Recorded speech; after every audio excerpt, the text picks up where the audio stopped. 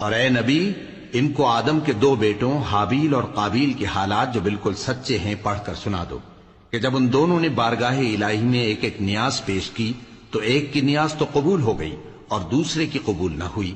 تب قابیل حابیل سے کہنے لگا کہ میں تجھے قتل کر دوں گا۔ اس نے کہا کہ اللہ پرہیزگاروں ہی کی نیاز قبول فرمایا کرتا ہے، اگر تو مجھے قتل کرنے کے لیے مجھ پر ہاتھ چلائے گا تو میں تجھ کو قتل کرنے کے لیے تجھ پر ہاتھ نہیں چلاؤں گا۔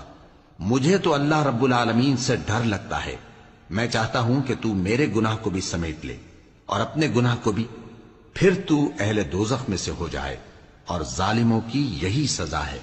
آخر اس کے یعنی قابیل کے نفس نے اس کو اپنے بھائی کے قتل ہی کی ترغیب دی تو اس نے اسے قتل کر دیا، پھر خسارہ پانے والوں میں ہو گیا۔ اب اللہ نے ایک کوا بھیجا جو زمین کریدنے لگا تاکہ اسے دکھائے کہ اپنے بھائی کی لاش کو کیسے چھپائے۔